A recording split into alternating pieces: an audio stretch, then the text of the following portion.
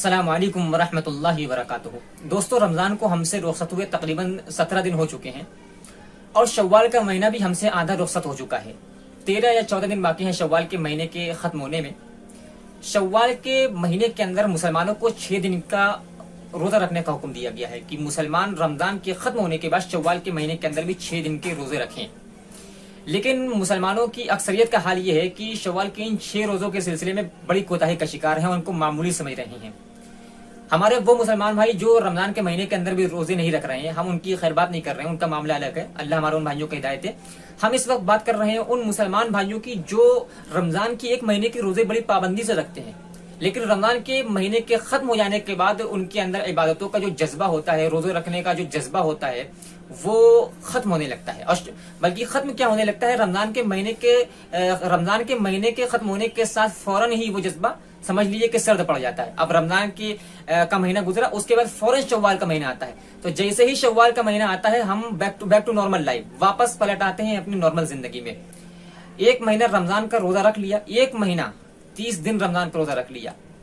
ٹھیک ہے، لیکن اب شوال کے 6 دن کے روزے، یعنی انسان 30 دن روزہ رکھ لے رہا ہے، لیکن جب 6 دن کی بات آتی ہے تو انسان پھر نہیں رکھتا ہے، ٹھیک ہے۔ تو اس کا مطلب یہ ہے کہ وہ جو جذبہ تھا عبادت کرنے کا وہ کم پڑ جا رہا ہے، ماند پڑ جا رہا ہے، سرد پڑ جا رہا ہے وہ۔ یہ انسان جب 30 دن کے روزے رکھ سکتا ہے رمضان کے مہینے کے، تو پھر 6 دن کا روزہ رکھنا کون سی بڑی بات ہے۔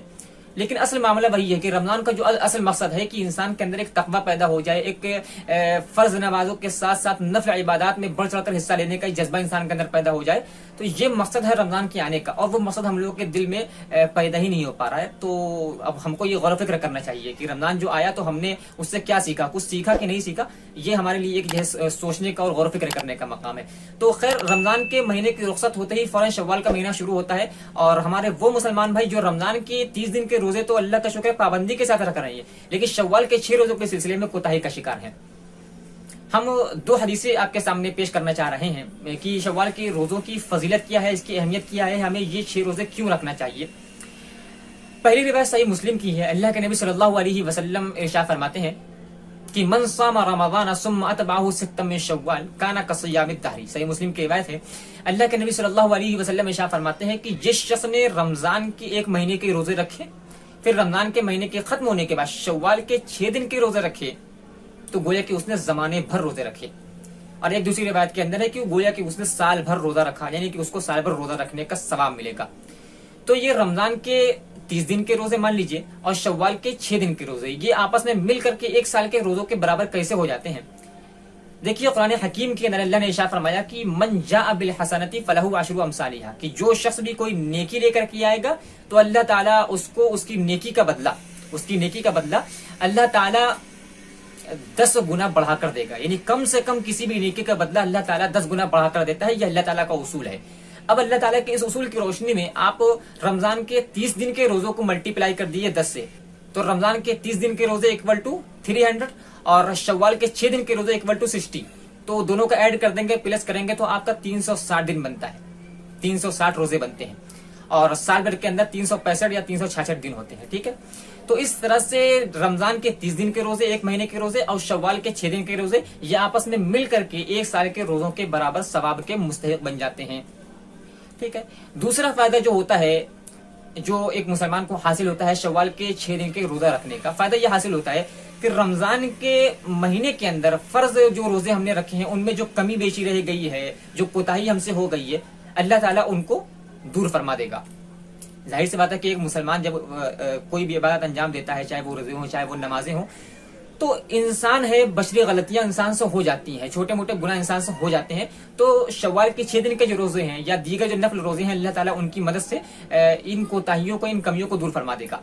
سنن نبی داؤد کی روایت ہے، اللہ کے نبی صلی اللہ علیہ وسلم ارشاد فرماتے ہیں کہ ان اول ما يحاسب الناس به يوم القيامة الصلاة قال يقول عز وجل لملائكته وهو اعلم انظروا في صلاة عبدي اتمها ام نقصها۔ سنن نبی داؤد کی روایت ہے، اللہ کے نبی صلی اللہ علیہ وسلم ارشاد فرماتے ہیں کہ قیامت کے دن حقوق اللہ کے اندر سب سے پہلا سوال نماز کے بارے میں ہوگا۔ اللہ تعالیٰ فرشتوں کو حکم دے گا، اور اللہ تعالیٰ فرشتوں کو جس چیز کا حکم دے گا تو اللہ تعالیٰ فرشتوں سے زیادہ اس چیز کو جاننے والا ہوگا۔ لیکن پھر بھی اللہ تعالیٰ فرشتوں کو یہ حکم دے گا کہ انظروا فی صلاۃ عبدی اتمھا ام نقصھا، کہ میرے اس بندے کی نماز میں غور و فکر کرو اور میرے اس بندے کی نماز کو دیکھو، اتمھا ام نقصھا، کہ کیا اس نے فرض نمازوں کو مکمل طریقے سے ادا کیا ہے کہ نہیں ادا کیا ہے، کیا اس نے فرض نمازوں کے اندر کوئی کمی بیشی چھوڑی ہے کہ نہیں چھوڑی ہے۔ تو اگر بندے نے فرض نمازوں کو مکمل طریقے سے ادا کیا ہوگا تو لکھ دیا جائے گا کہ اس نے نمازوں کو مکمل طریقے سے ادا کیا ہے اور اس کو مکمل نماز کا ثواب دے دیا جائے گا۔ اور اگر اس کی فرض نمازوں میں کوئی کمی بیشی ہوگی تو اللہ تعالیٰ فرمائے گا کہ دیکھو کہ کیا اس نے اپنی زندگی میں نفل نمازیں پڑھی ہیں کہ نہیں پڑھی ہیں۔ تو اگر اس نے اپنی زندگی میں نفل نمازیں پڑھی ہوں گی تو اللہ تعالیٰ فرشتوں کو حکم دے گا کہ اس کی فرض نمازوں کے اندر جو کوتاہیاں رہ گئی ہیں، اس کی نفل نمازوں کی مدد سے فرض نمازوں کی کوتاہیوں کو اور کمی بیشیوں کو دور فرما دو۔ تو اللہ تعالیٰ دور فرما دے گا کمی بیشیوں کو، نفل نمازوں کے ذریعے سے فرض نماز کی کمی بیشیوں کو اللہ تعالیٰ دور فرما دے گا۔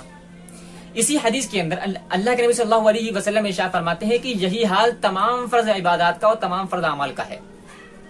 یعنی کہ انسان نے فرض روزے اگر رکھے ہیں رمضان کے مہینے میں تو ان کے اندر جو کمی بیشی رہ گئی، جو کوتاہیاں ہو گئی ہیں، تو اللہ تعالیٰ شوال کے 6 روزوں کے ذریعے سے یا اس کے علاوہ سال بھر جو بھی ہم نفل روزے رکھیں گے تو اللہ تعالیٰ ان نفل روزوں کے ذریعے سے رمضان کے مہینے میں جو ہم نے روزے رکھے ہیں اس میں جو کمی بیشی ہو گئی ہے اللہ تعالیٰ ان کو دور فرما دے گا۔ ٹھیک ہے، تو یہ دوسرا فائدہ ہم کو حاصل ہوگا۔ لیکن یہاں پر ایک بات یہ ذہن میں رکھیے کہ فرض عبادتوں کے اندر کمی بیشی سے مراد یہ نہیں ہے کہ ہم فرض عبادتوں کو چھوڑ دیں۔ مثال کے طور پر رمضان کے مہینے میں ہم نے 1 دن کا یا 2 دن کا روزہ چھوڑ دیا تو اللہ تعالیٰ ہمارے شوال کے 6 روزوں کے ذریعے سے اس کی کمی پوری کر دے گا، ایسا مراد نہیں ہے۔ یا ہم نے 1 ٹائم کیا، 2 ٹائم کیا، 10 ٹائم کی ہم نے نمازیں چھوڑ دی ہوں، ٹھیک ہے، اور ہم نے جو ہے نفل نمازیں خوب پڑھی ہوں تو اللہ تعالیٰ ہماری نفل نمازوں کے ذریعے سے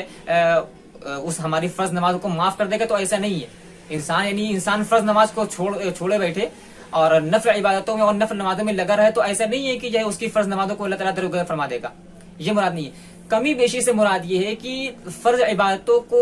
ادا کرنے کا جو طریقہ ہے اس میں اگر کوئی کمی بیشی رہ گئی ہے اللہ تعالیٰ اس کو دور فرما دے گا۔ تو ادائیگی میں کمی بیشی نہیں ہے، کمی بیشی سے مراد ادائیگی میں کمی بیشی نہیں ہے کہ اس نے 1 نماز یا 2 نماز یا 10 نمازیں چھوڑ دی ہوں یا 1-2 روزے یا 10 روزے چھوڑ دی ہوں۔ ادائیگی میں کمی بیشی مراد نہیں ہے، ادائیگی کے طریقے میں کمی بیشی مراد ہے، یعنی کہ چھوٹے موٹے گناہ اگر اس سے ہو گئے ہوں گے روزے کی حالت میں تو اللہ تعالیٰ ان کو معاف فرما دے گا اور ان پر پکڑ نہیں کرے گا، یہ مراد ہے۔ تو اگر ابھی تک ہم لوگوں نے شوال کے مہینے میں روزے نہیں رکھے ہیں تو 13-14 دن قریب باقی ہیں، ابھی ہم لوگوں کے بعد ابھی بھی وقت ہے کہ ہم شوال کے ان 6 روزوں کی اہمیت کو سمجھیں اور شوال کے ان 6 روزوں کو رکھنے کی پوری کوشش کریں۔ اللہ تعالیٰ ہم تمام لوگوں کو فرض عبادتوں کے ساتھ ساتھ نفل عبادتوں میں بھی بڑھ چڑھ کر حصہ لینے کی توفیق عطا فرمائے۔ بارک اللہ فیکم، السلام علیکم ورحمۃ اللہ وبرکاتہ۔